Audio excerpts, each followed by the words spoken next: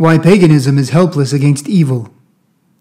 What is commonly referred to as mythology, or better defined as the religious fantasy genre, has produced a plethora of deities throughout the centuries. Apparently, these gods were never announced by a series of prophets of the same ilk, and never manifested through an incarnation or a historical event. Such deities are evil with each other, as most of these gods, according to exorcists, are simply demons parading and commanding human worship. Obviously, inexistent gods are incapable of changing the hearts of men, the cave where evil breeds. False gods, incapable of revealing themselves, are also deprived of power over creatures they did not create. Paganism has little to no examples of forgiving deities, since all sinful gods have been created in the image of sinful men. How can a sinless god, revealing the true nature of sin and perfection, be the invention of sinful, ignorant men? The absence of sin and the wisdom of pure love, revealed through Christ, are so distant from normal human thinking that no created God can harbor such qualities. Paganism does not forgive sin, nor liberate from it, and it does not appease the tortured conscience. Paganism does not heal the broken heart, nor grant hope for justice to victims of abuse when their perpetrators escape the human justice system. Paganism is incapable of spiritual balance.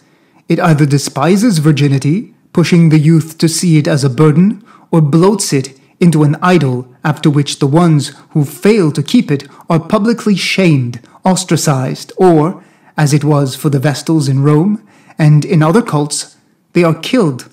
That's right, killed for no longer being a virgin, sin for sin, idiots being idiots. Pagan gods do not create matter. They do not multiply bread. They do not produce a mystical body out of which flows grace and the refuge of mercy. In the Catholic Church, the dicastery for the cause of saints registers more than 40 science-defying miracles every month. This phenomena has never been seen before in any other religion at any other time, and this will never be publicized in mainstream media. In many cases, modern paganism or paganism is the natural response to a de-Christianized society. It is a reaction to the scandals of the churches torn apart by heretics over a span of nearly 500 years. It is also a reaction to the vastness of the universe to which we respond like the people of Nazareth when Christ walked among them without doing miracles, because they didn't believe in him. So no faith, no miracles. "Isn't that the child of Mary and Joseph?" said they. "There's no way he can be the Messiah. Nothing important can come out of Nazareth."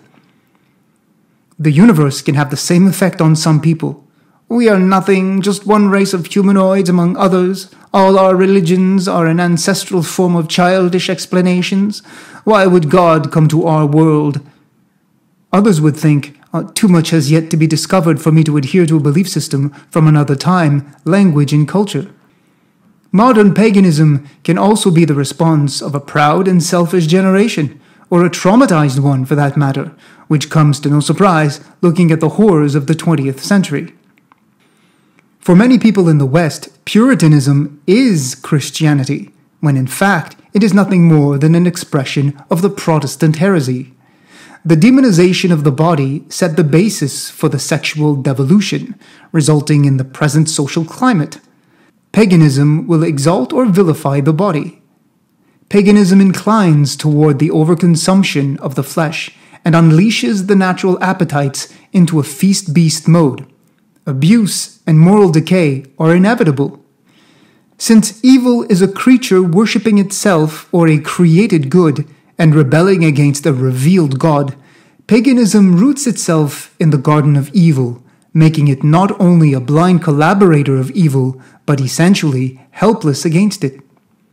Satan, being the prince of this world, not only never fights against his own kin, but assists paganism and other beliefs that cause him little to no harm. Anything is good except for Christianity, the source of grace, and the Eucharist. Paganism is helpless against evil because it is not the source of justice, and it is condemned to spiritual sterility.